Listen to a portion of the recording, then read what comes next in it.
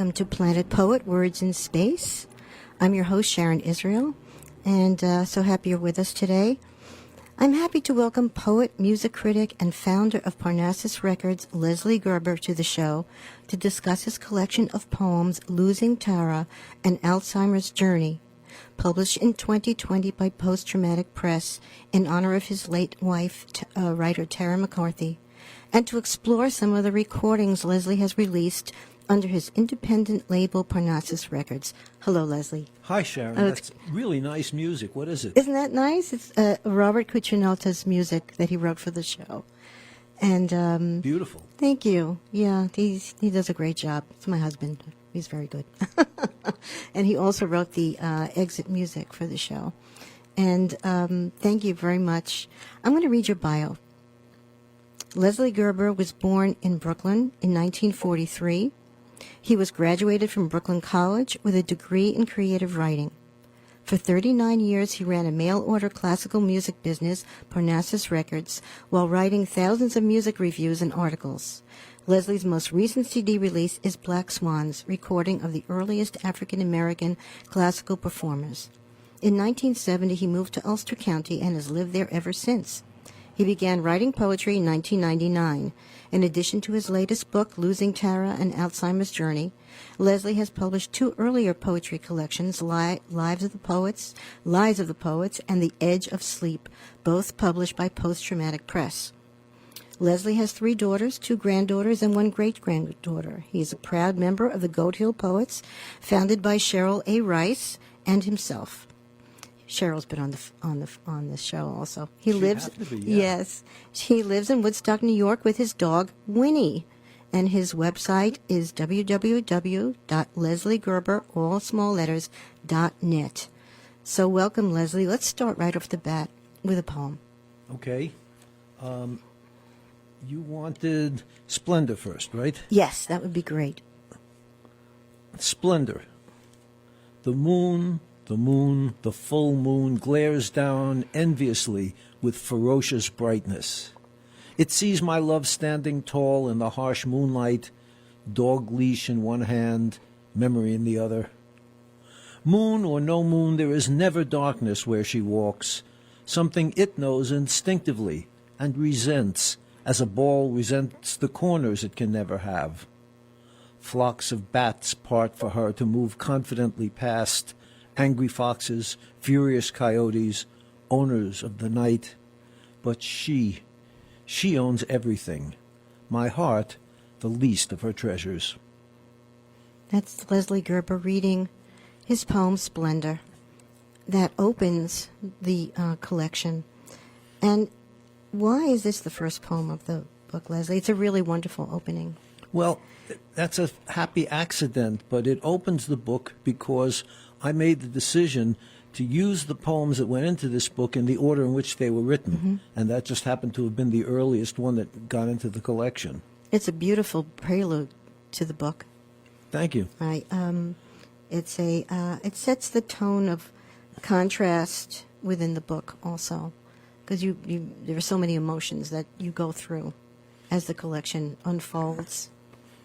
Well, that's a fair reflection of the experience that led to the creation of the poems and the compiling of this collection. It was really quite an unpredictable experience to find that this woman, whose life I had been sharing for more than 2 decades, was losing the most obvious quality that she possessed, her incredible intelligence. She was extremely smart, and as this illness started to take hold of her, she lost it. It just drifted away, and it was frightening to watch. You say, I'm quoting you, the poems in this collection began with a few tributes to love, and then chronicles our experiences together over our last decade. For this reason, I have kept them in the order in which I wrote them, with only an exception or 2. So did you write every day? When you were, because I know you were caring for your wife. I was her caregiver, not always full-time. We did have some help, but I was involved in her care virtually every day. I wouldn't say I wrote every day, but it's been my practice for a long time to at least attempt to spend some time writing every day, and I'm doing that now. And you write journal writing, and I write free write. Yeah, I do some free writes. The poet Charles Rafferty gave a talk recently in which he explained that was the way he wrote some of his very bizarre and wonderful poems. And I've been experimenting with that also. But I also have a practice of writing that I learned from the poet C.K. Williams. I heard him give a talk. And he said he would sit down every day with a book of poems he liked and read some of them. And then if he felt inspired to go from that to actually setting his own words down on paper, he would. And if not, he would just go on reading, because he said he had come to regard writing poetry and reading poetry as different parts of the same activity. Oh, that's great. I love that idea as a poet. It is almost like two sides of a coin. And it's sort of liberating to know that your reading of poetry is just almost as important as your writing of it. Well, so I get to look forward to reading poetry every day. Yeah, But yeah. it's not like I'm taking things directly from the poems I read. They will often send me off on a tangent, and I'll start writing. And sometimes they won't. That's okay, too. Just so long as I do it every day. Yeah, I think it's great advice. Would you read Moon for us, please? I will definitely read Moon. No true cloud has ever been that round. So it's you, my constant moon, my lifelong companion. Beauty can never exhaust me. My heart still pauses a moment at the sight of you before returning to business. I always love the moon, but in daylight a special joy, like the sight of my love when she still knew me. That's Leslie Gerber reading Moon. The moon is Tara in this poem. Is that correct? I would say so. Yes. And in splendor, the moon glares down enviously. In this poem, you change the moon's persona, or the way you look at the moon. And can you say some more about the moon in your writing? Well, the moon has been a special love of mine since I was a kid. I was a big science fiction reader when I was in my teens. I used to love to go out and look at the moon at all times of day or night. I can still place myself in the basement of my house on Staten Island, which was where we had the TV when men first landed on the moon. It was one of the greatest thrills of my life. And I don't know why the moon has such a particular appeal for me, but it always has. It always has.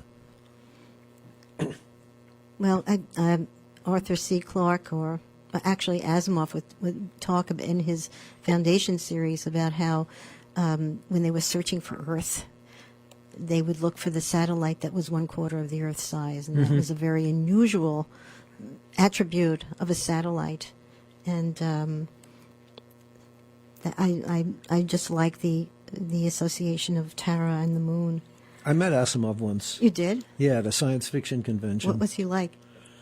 He was jolly. He certainly wasn't pretentious.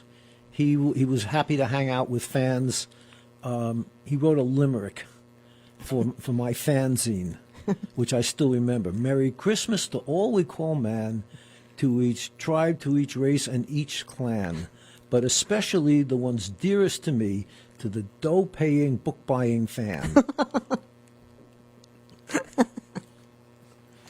I love that. That's great. Leslie, would you read 2 poems that are related, one after the other? We can discuss them and perhaps read them again.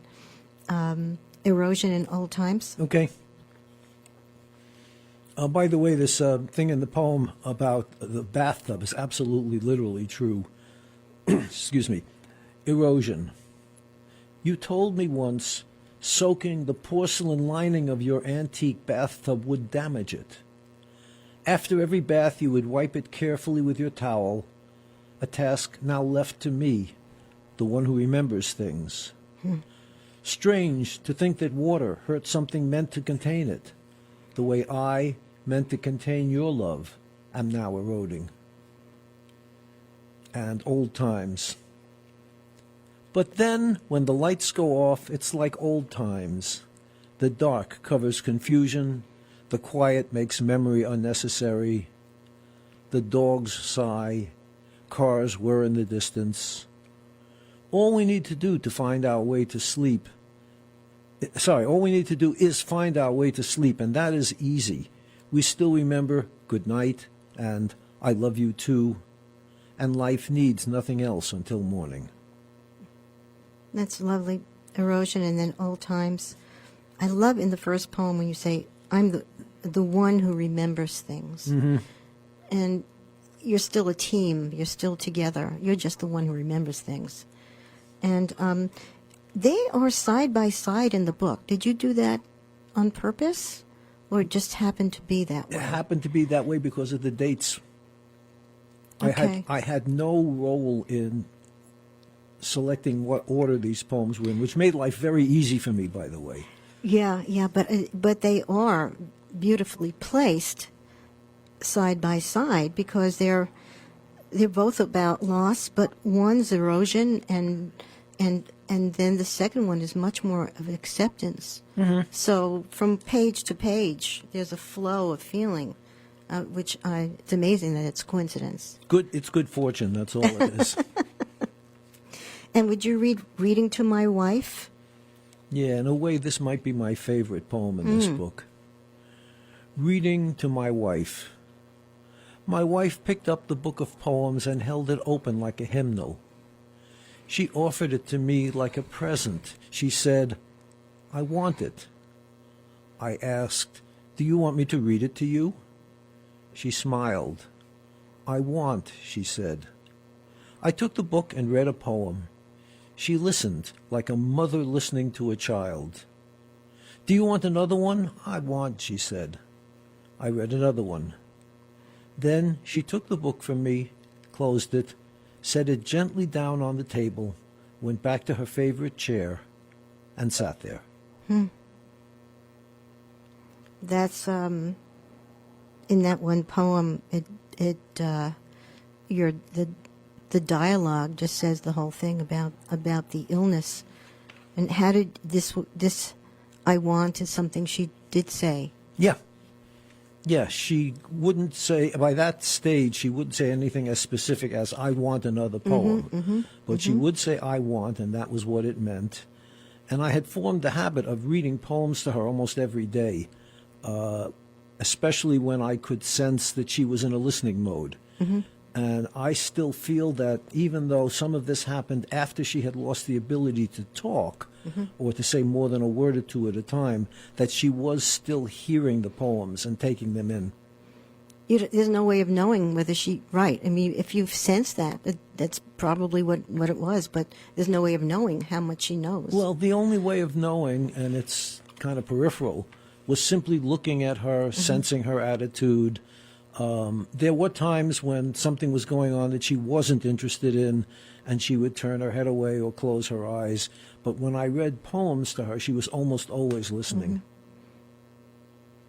So you found a way of communicating. Yes. It's a whole definitely. different way of communicating. Yeah, definitely. No less intense than, it must be totally different, but... And I often read to her poets that she had introduced me to. Like she had taken me to see Billy Collins read, she'd taken me to see Sharon Olds read, and so I often read those poets to her. Did you write poetry before you met her? No. I wrote a couple of poems in the year that I say I started, 1999, and they were stimulated by my having some nightmares. And I wrote these poems as a way of expressing what I had seen. And she saw them and she said, I think you should continue with this. It seems to me like you have something going there. And for several years, she was my mentor. She would read what I wrote. She would make suggestions. We worked in our own houses, although we were living together just in two houses. And I would email her poems, and she would write back and say things like, needs work, which was code for throw this one out. But also she would give me very useful, helpful suggestions, and it was really because of her interest that I kept doing it. Well, thanks for that. That's another very precious part of your relationship. Very. How about another poem, Leslie? What We Want, perhaps? Okay.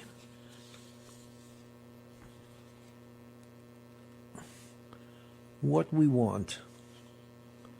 What I want is for her to rise and walk, to say my name, to say her name.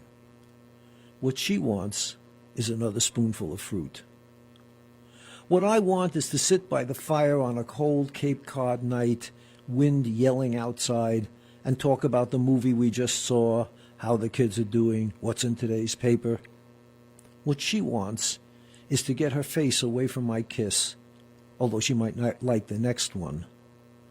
I want to take her away from this place where smiling women in purple shirts are patiently teaching her to walk again. She wants them to leave her alone.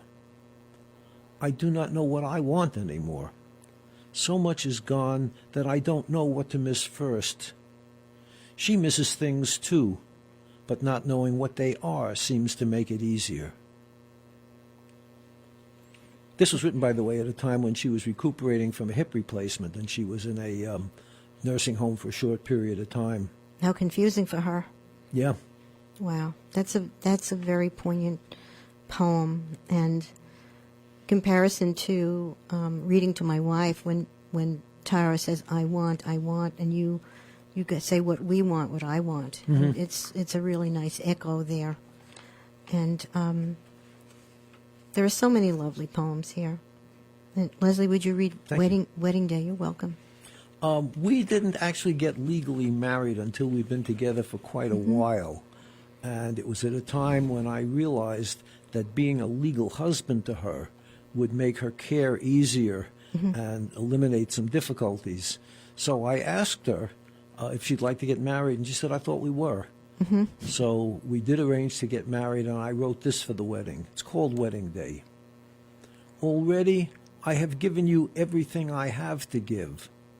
I have nothing else to offer except this public surrender of my heart, which became yours so long ago I can't remember anything else. Would you read that again, Leslie? Okay. Wedding Day. Already I have given you everything I have to give. I have nothing else to offer except this public surrender of my heart, which became yours so long ago it can't remember anything else. I'm so struck by the way in this poem and in your poems, Tara couldn't really hear what you were saying or understand in a way you could understand that she would understand about the depth of your feeling for her. But through these poems, you're allowing the reader to really get there and to feel almost in place of Tara, like we're Tara. That you can that the scope of your feeling is revealed in your poems. So that's really something. I want to read you in the back of the book is your biography. And also, you've included Tara's biography. I just want to read part of her biography. Tara McCarthy was born in Manhattan in 1933. The family moved to Scarsdale when she was 5. After high school, she attended Catholic University in Washington, later earning master's degrees in education at Columbia University and in African studies at SUNY New Paltz. An early marriage brought her to Cheyenne, Wyoming, and after she returned east, she worked as a writer and editor at My Weekly Reader and wrote a book called Room 10, based on her classroom experiences. It was published under her original name of Agnes McCarthy and became a minor children's classic, remaining in print for more than 25 years. And she wrote textbooks and teacher's guides. She became the companion of Leslie Gerber. The couple married in 2011. Her son Daniel lives in Sarasota, and she died in October of 2018. Tara was known to her friends and colleagues as a regal beauty. She was 6'2", 6'2" tall, of rare intelligence, great kindness, and a quick and wicked sense of humor. She was one of a kind. I love that you included her biography. You also included some of her poems in this collection.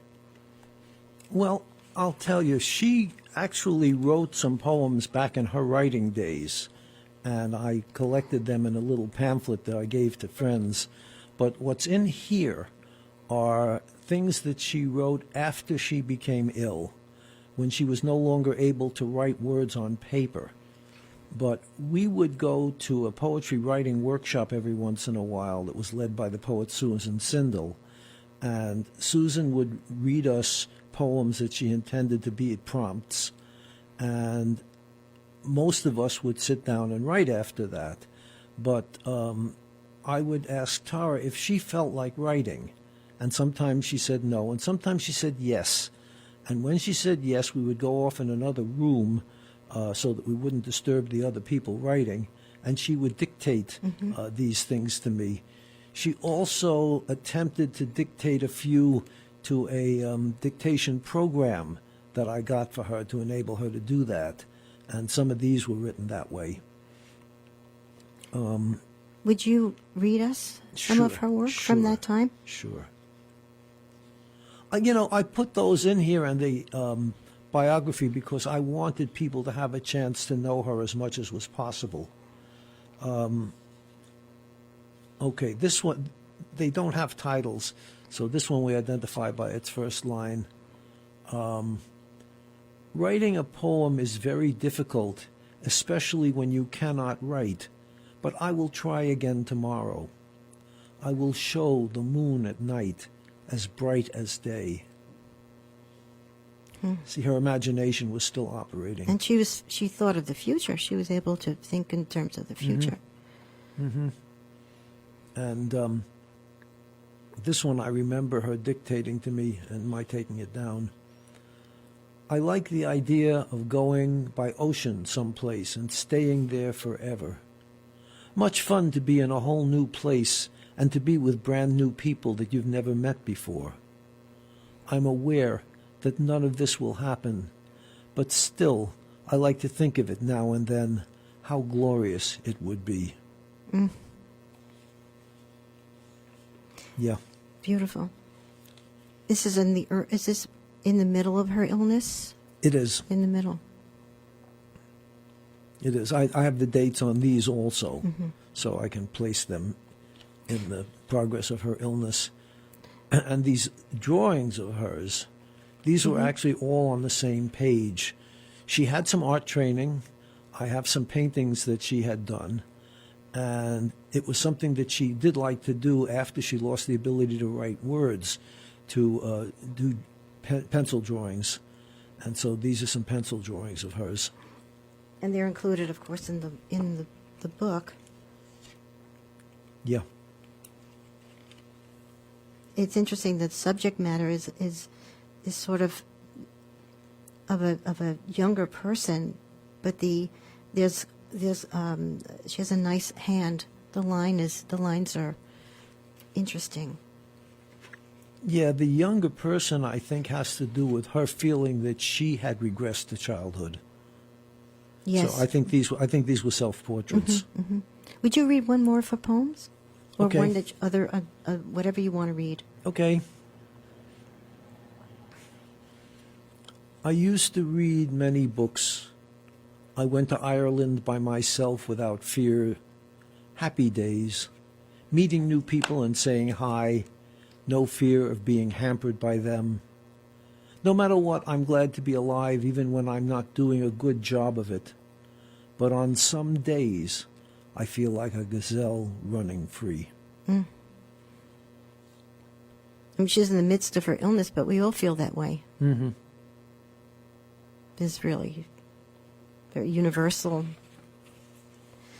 You're listening to Planet Poet, Words in Space. I'm your host, Sharon Israel. And I'm so glad Leslie Gerber is here to talk about his lovely book, Losing Tara, An Alzheimer's Journey. And we're going to be joined now by Planet Poet's Poet at Large and poet and visual artist Pamela Moshe Pierce, who's bringing us the latest poetry news and the latest in poetic insights. She's a Pushcart Prize-nominated poet and is currently revising a novella, a two-hander romance between a widow and a widower, which she wrote over 10 years ago and recently rediscovered in her files. Hello, Pamela. Hello. Hi, Sharon. Hi, Leslie. Hi, Pamela. Glad to have you with us. Well, I'm enjoying this, and you know, when you just read my intro, it's a little extra to it that I am a widow and Leslie is a widower, and the manuscript I'm working on right now is exactly about that. So your poems are really resonating with me, Leslie, and I'm very moved by them. I really am. So thank you for sharing them, and it's just great to be on the show with you. Thank you. I'll be looking forward to reading yours. Oh, good. Okay. Well, we'll figure that out. When I knew that you were going to be on the show today, Leslie, and I was going to be on it, I remembered a blistering hot July day in 2011 when I met you in Billy Collins' class at the Southampton Writers Conference. I don't know if you remember that, but I remember it very vividly. And oh, yeah. It was an exciting workshop, right? It sure was. Lots of great things happened in there, and one of the things that I liked about it is that his exercises, and I remember him reading us Rob Lee Wilson's "I Wish in the City of Your Heart," and going back to my dorm room that night and trying to draw inspiration from it. And I believe that Billy Collins gave us that poem because of it, in part because of its size. It's a very brief poem that's really loaded with meaning, and it's a great example of how to work with accessible language in a short space and make something really happen. So what I came up with was, in response to that assignment, agonizing late into the night with it, was a poem of mine called "I Wish in the Kitchen of Your Heart," which was published by Literature Today in London in the spring of 2016 in their spring issue. So here is my poem, "I Wish in the Kitchen of Your Heart." I wish in the kitchen of your heart you would let me be the convection oven, where you bake the pastries you cannot live without. I imagine the muffins. The heat is on, the fan is whirring, and the dollops of rhubarb batter are rising into ruddy crowns that soon outgrow their shallow tins. So I thank Billy Collins for that. That's so. It's so it's so metaphorically interesting. It's great. It's interesting, and I remember, what I'm relating to when I was preparing for the show today is the agony that I felt, feeling like I had a deadline, which I did which I had never had as a poet. I had often had when I was writing journalistically, and I positively hated it, having that deadline. And as a poet, I had never felt that. But one of the things that Billy Collins revealed to us, and I don't know if this was in the workshop that we took with him, Leslie, but when Billy Collins was named Poet Laureate, he was Poet Laureate of the United States from 2001 to 2003.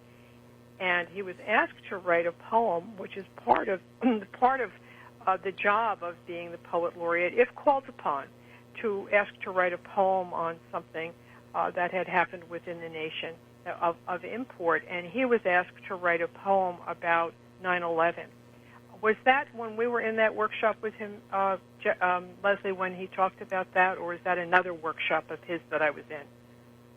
I think that would have been another one, but I do remember that, and I remember seeing him reading it to a joint session of Congress. Right, exactly. And what he talked about, I'm sorry, Leslie? The Names was the name of that poem. The Names, exactly. And what I took away from that is his revealing to us the agony that he was feeling of this job that he had and the responsibility that he had to produce something for a deadline.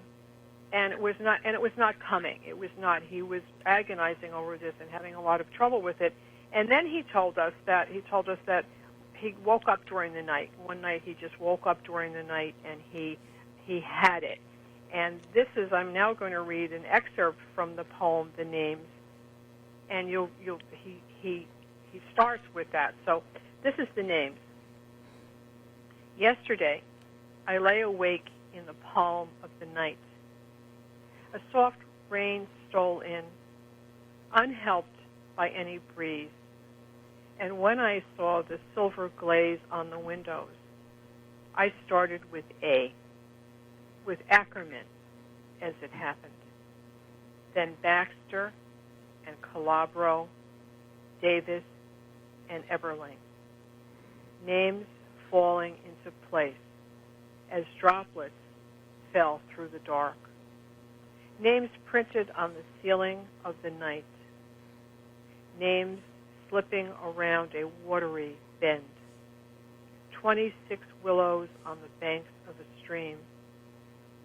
In the morning, I walked out barefoot among thousands of flowers, heavy with dew like the eyes of tears, and each had a name.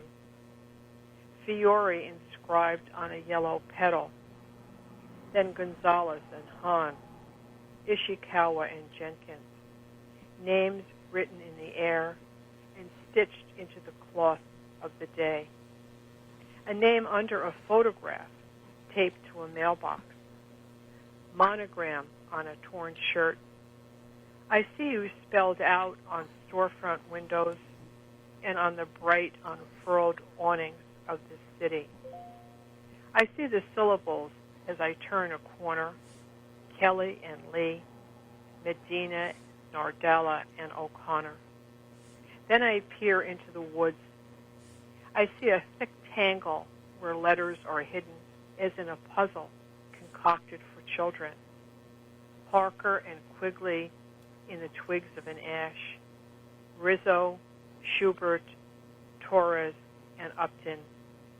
Secrets in the boughs of an ancient maple. Names written in the pale sky. Names rising in the updraft amid buildings. So that's part of that poem. And during the pandemic, I have been thinking about that. I've been thinking that this is the thing that happened to us that's related in some way to 9/11 and the impact on all of us and the tragedy and the loss of lives and how we've all responded to it. So it will be interesting to see if the current poet laureate, Joy Harjo, who is the first Native American poet to hold the post, if she will be called upon to write a poem. I imagine she will be. I bet she will be. And how she will do with that. So. Thank you for reading that. It's so visual. Even though there were all these names, when you mentioned the droplets,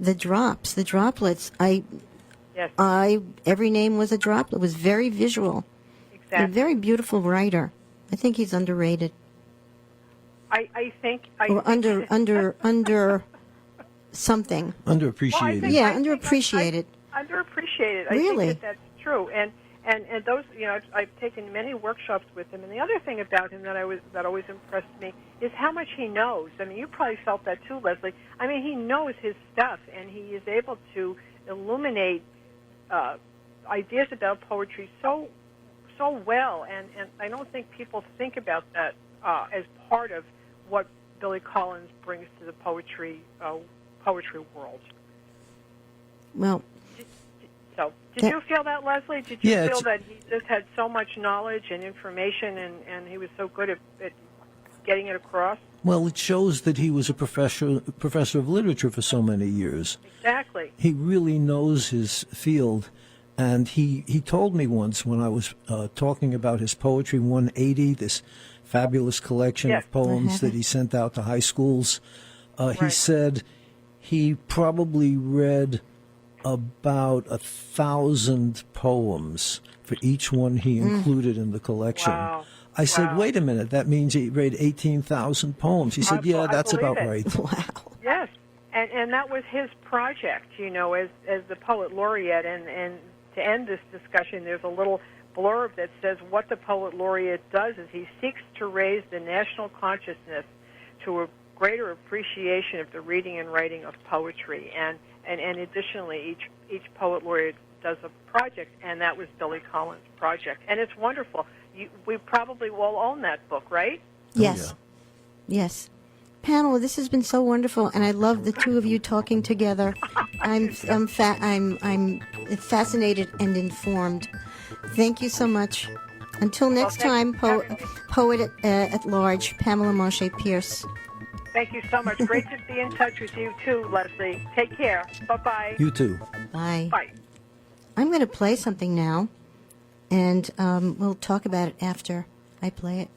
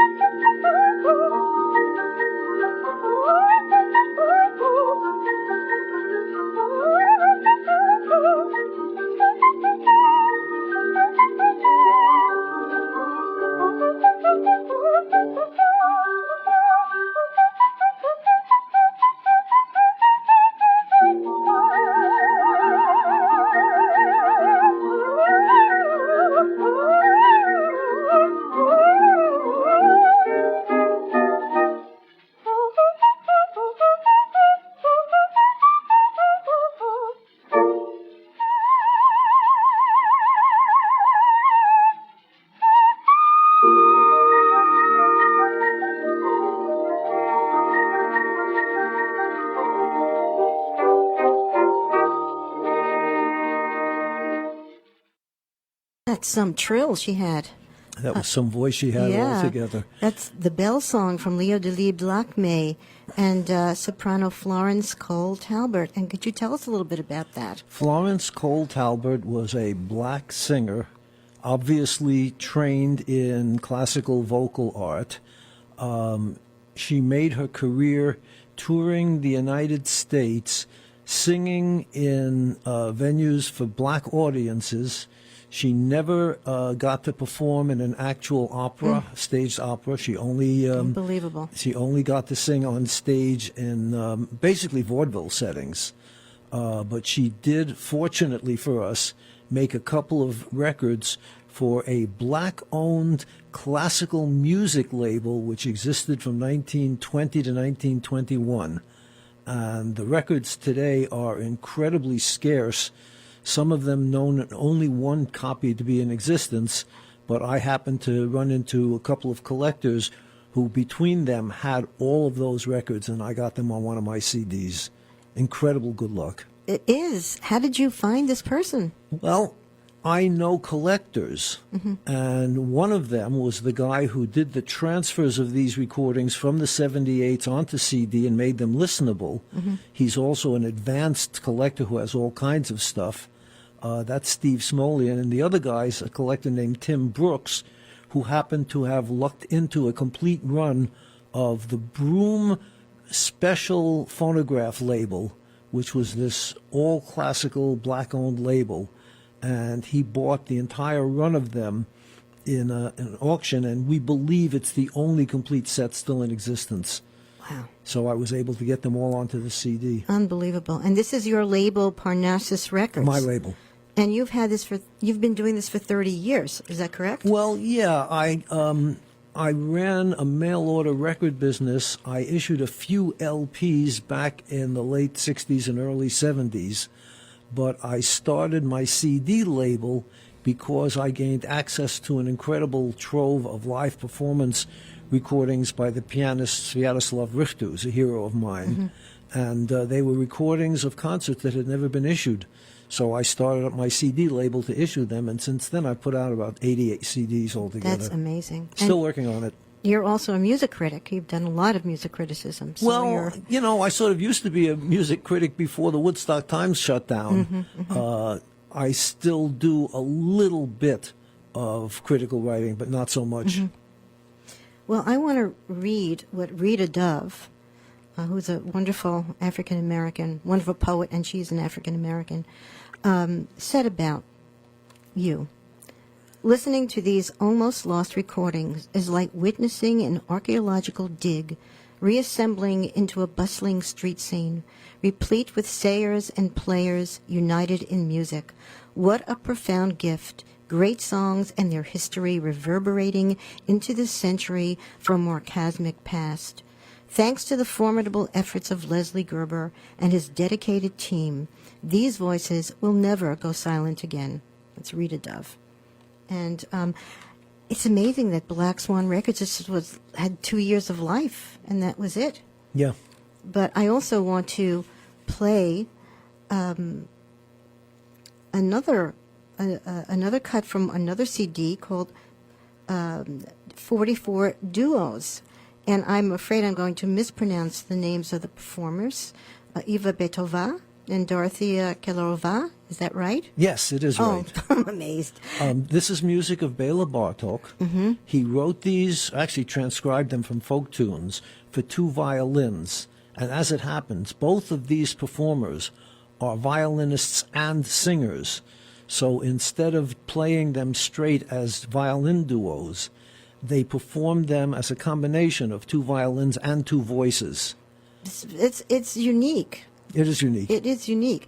But also, the violin is a singing instrument. For me. When it's done right, yes. Exactly. I knew a wonderful singer who started out as a violinist. Let's hear this cut, this piece called Pillow Dance.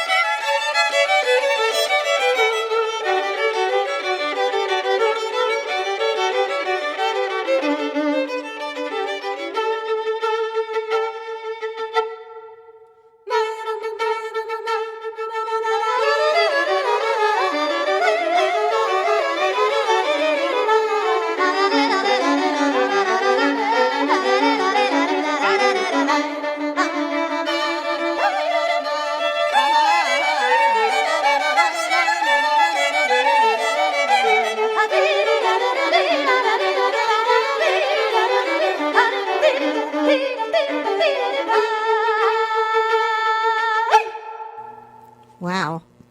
It's really exciting, isn't it? So full of energy. Well, that's what you expect when you go to hear Eva, who lives part of the year in Rhinebeck and part of the year in the Czech Republic, which is where she is now. But she has done all kinds of performances in this area at Bard College, in Kingston, around Ulster and Dutchess counties, and she does such a variety of music. She does classical music, she does folk music, she does straight jazz improv.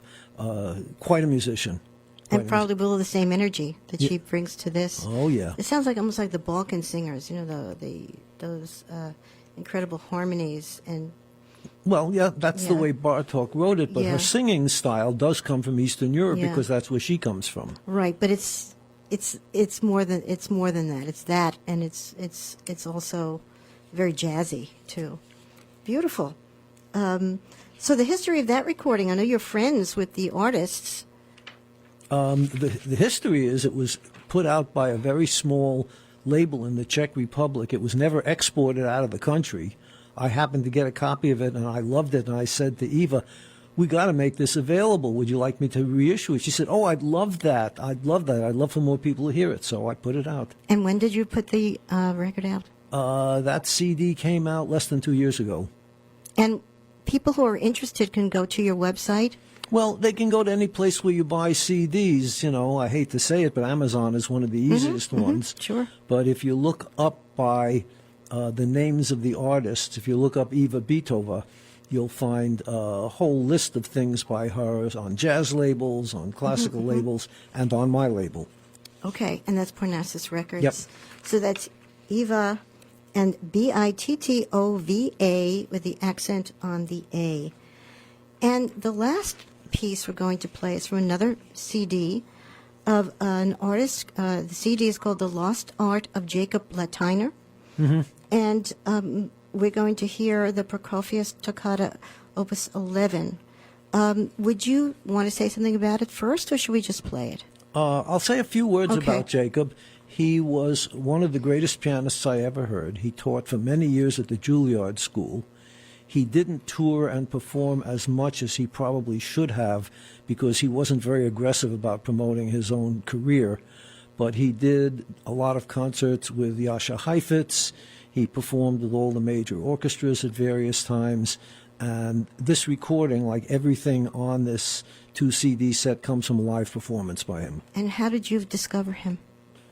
He got in touch with me because he was looking for a classical LP, and he heard that I was somebody who found things like that. So I did find it, and when I notified him, he invited me to come and deliver it to him in person. So I went to deliver it, and he gave me a shot of his favorite single malt scotch, and we got into a conversation, and we became very good friends. I knew him for about 20 years. Oh, that's wonderful. So we're going to hear now Jacob Latiner playing the Prokofiev Toccata, Opus 11.